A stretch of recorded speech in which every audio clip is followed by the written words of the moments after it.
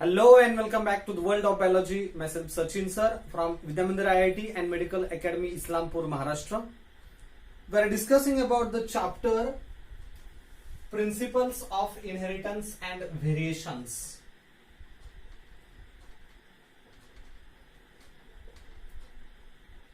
Principles of Inheritance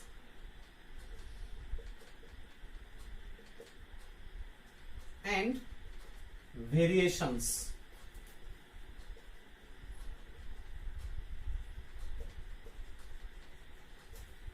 In this chapter, now we are going to study one of the gene interaction, that is the complementary genes.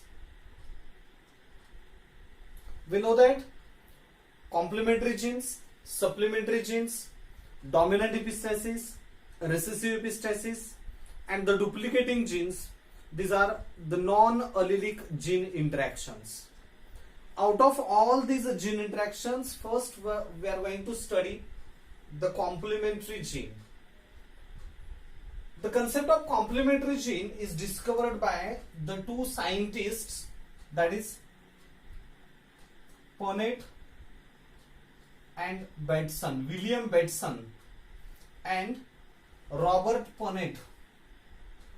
These are two scientists explained the phenomenon of complementary genes,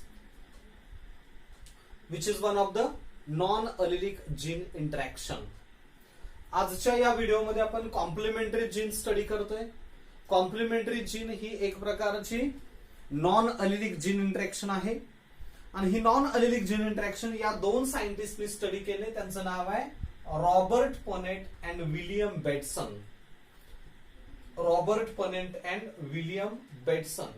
These are two scientists found to be that there are two types of the flowers in a sweet pea plant, that is Lathyrus odoratus. या sweet pea plant मध्ये, वाटाण्याच्या वनस्पतीमध्ये, ज्याचं scientific name आहे लॅथिरस ओडोरेटस, या plant मध्ये दोन प्रकारचे दोन टाइप्सचे फ्लावर्स यांनी ऑब्झर्व केले. There were two types of the flowers in sweet pea plant, that is purple flowers and white flowers. Purple and white flowers. असे दोन प्रकारचे फ्लावर्स, दोन टाइपचे फ्लावर्स या स्वीट पी प्लांट मध्ये लॅथिरस ओडोराटस मध्ये असतात, हे यांनी ऑब्झर्व केलं. And they studied that these are two types of the flowers are produced because of gene interaction.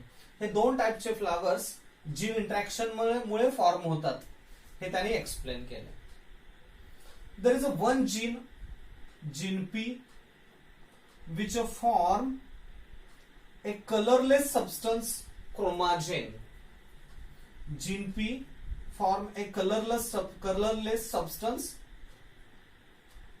chromatin or chromagene. Chromagene is produced by P gene,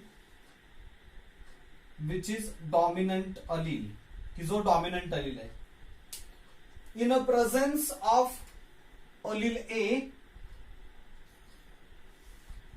A gene produce the enzyme which convert a chromatin into purple colored pigments and that develop into purple flowers. क्रोमाजेन हे colourless असतं आणि हे colourless क्रोमाजेन P gene पासून form होतं. Colourless क्रोमाजेन P gene मुळे form होतं.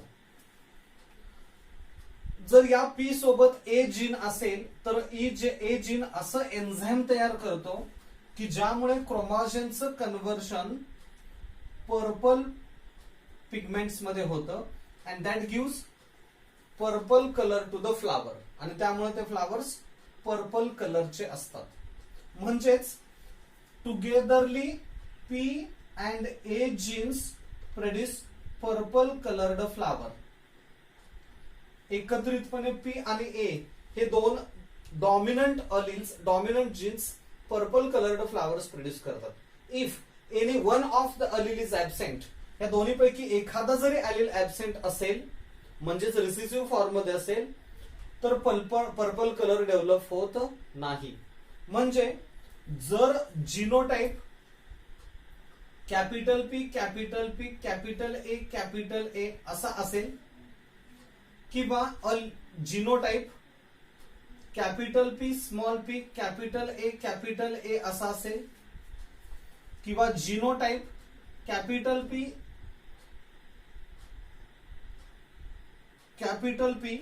Capital A small a असा असेल किंवा genotype capital P small a असा असेल तर ते पर्पल फ्लावर्स प्रोड्यूस करतात. त्यामुळे पर्पल फ्लावर्स प्रोड्यूस होणार आहेत कारण प्रत्येक ठिकाणी एक अलील कमीत कमी डॉमिनंट आहे. कमीत कमी एक अलील डॉमिनंट आहे, इथं होणार नाहीत. Capital P capital A capital P small p capital A capital P capital A small ए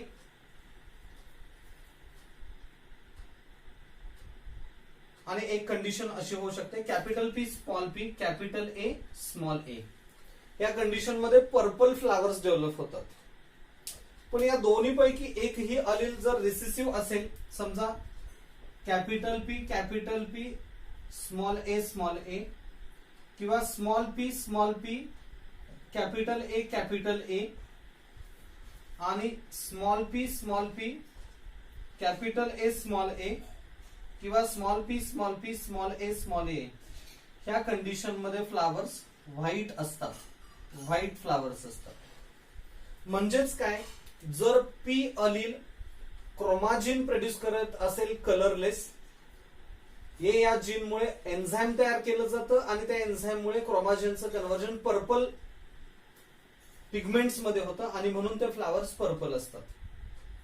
म्हणजेच हे दोन जीन्स डॉमिनंट जीन्स एकत्रितपणे असायला पाहिजे तरच पर्पल कलर डेव्हलप होतो.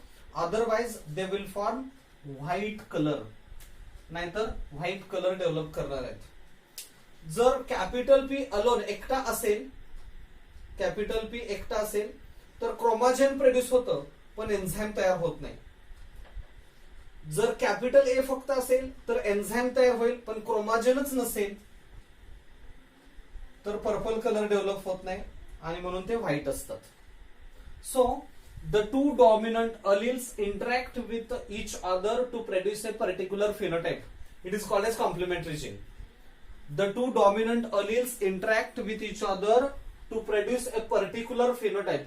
जेव्हा दोन डॉमिनंट अलील्स एकत्र असतात आणि ते एकमेकांना कॉम्प्लिमेंट करतात, जीन इंटरॅक्शन होते आणि पर्टिक्युलर फिनोटाइप डेव्हलप होतो.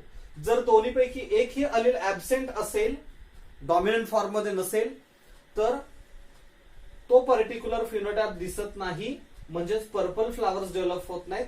It will form another flowers, म्हणजेच white flowers. Okay, so it is the non-allelic gene interaction, complementary gene. Now when the white flowered plants, sweet pea plants, are crossed with each other with the different genotype, we can get this Punnett square.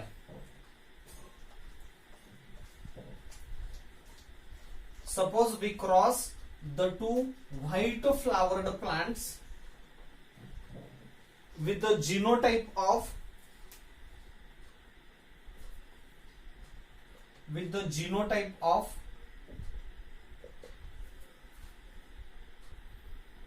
capital P, small a, and small p, capital A, capital ए. हे दोनही plants जे आहेत याचा phenotype white फ्लावरचा असेल. White flowered plant crossed with white flowered plant. जिनोटाइप्स कसे आहेत बघा, capital P small a, small p capital ए. याचे गॅमिट्स घ्या. कसे गॅमिट्स मिळतील? Capital P small A and small p capital A. In F1 generation,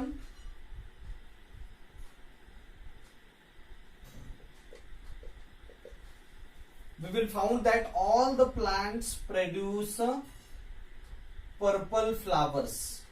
Capital P, small p, capital A, small a. हे purple फ्लावरचे plants form झाले. पर्पल फ्लावर्स बिकॉज का purple flower मिळाला? Capital P produce chromogen and chromogen with the help of enzyme converted into purple colour. Now this F1 hybrid याचं जर selfing केलं, selfing, तर काय मिळेल? Capital P small p capital A small a crossed with capital P small p capital A small a. यांचे gametes काय असणार आहेत? Capital P capital A capital P small a small p capital A small p small a. आणि इकडं फिमेलचे गॅमिट्स आहेत. हे मेलचे गॅमिट्स, फिमेलचे गॅमिट्स. हा chart आपल्याला मिळेल. ऍज युजल नेहमीप्रमाणे आपण डायहायब्रिड क्रॉस प्रमाणे ते ऑफस्प्रिंग्स मिळवले. आता इथं एकूण 4 अलील पैकी कमीत कमी 2 जर डॉमिनंट असतील पी आणि ए तर पर्पल कलर असणार आहे. म्हणजे हे प्लांट जे आहे पर्पल फ्लावर्स प्रोड्यूस करेल. इथं पर्पल फ्लावर प्रोड्यूस होतील. पी ए कॅपिटल आहे. It will also form purple colour. हा सुद्धा पर्पल कलर फॉर्म करणार आहे. इथे पर्पल, इथे पर्पल होणार नाही कारण स्मॉल ए आहे. कॅपिटल पी जरी असलं तर इथं स्मॉल ए आहे. So it will form white flowers. तो व्हाईट फ्लावर फॉर्म करेल. इथं व्हाईट फ्लावर्स होतील. इथं व्हाईट फ्लावर्स होणार. ओके. या ठिकाणी purple, purple, here there will be purple color. Purple, purple हे आडवी रेषा, उभी रेषा, तिरकी रेषा यावरती सगळे पर्पल्स आहेत. आणि बाकी राहिलेले सगळे व्हाईट आहेत. White, white, white and the white. Okay. Count करा बरं. पर्पल फ्लावर असणारे प्लांट्स, पर्पल फ्लावर्स टोटल 9 आणि white flowers total 7. So phenotypic ratio will be 9:7. Complementary genes मध्ये हा रेशो असतो 9:7. When the two dominant alleles interact with each other and produce a particular phenotype, then it is called as complementary gene. One gene interact with other gene, one gene complement the function of other gene. एक gene दुसऱ्या जीनचं function complement करतो, त्याला support करतो. दोन्ही jeans dominant असतील तरच particular phenotype दिसतं, म्हणजेच पर्पल फ्लावर्स येतात. आणि यापैकी एक जर ऍबसेंट असेल म्हणजे रिसेसिव्ह फॉर्म मध्ये असतील किंवा दोनही रिसेसिव्ह असतील तरीही पर्पल कलर डेव्हलप होत नाही, पर्टिक्युलर कॅरेक्टर डेव्हलप होत नाही. So it is the example of complementary genes and here the ratio is 9:7. This gene interactions म्हणजे इथून पुढच्या ज्या आपण जीन इंटरॅक्शन स्टडी करणार आहे, कॉम्प्लिमेंटरी जीन, सप्लिमेंटरी जीन, त्यानंतर डॉमिनंट एपिस्टॅसिस, रिसेसिव्ह एपिस्टॅसिस आणि duplicating genes. These are purely for NEET examination and not for state board or CET examination. CET साठी हा अस्पेक्ट नाही, प्युअरली हा NEET point of view aspect आहे. हे board मध्ये दिलेलं नाही, टेक्स्टबुक मध्ये दिलेलं नाही, इव्हन एनसीईआरटी मध्ये सुद्धा दिलेलं नाही. परंतु डी लेवलचे जे क्वेश्चन्स असतात, ह्या डी लेवलच्या क्वेश्चन्स मध्ये नीट एक्झामिनेशन मध्ये किंवा एम्स मध्ये वगैरे विचारलं जाऊ शकतं. आणि म्हणून हे आस्पेक्ट्स आपण थोडेसे घेत आहोत. जे स्टुडंट्स फक्त बोर्ड आणि सीईटी करणार आहेत अशा विद्यार्थ्यांनी हे आस्पेक्ट स्टडी करायचे नाहीत. Okay, thank you.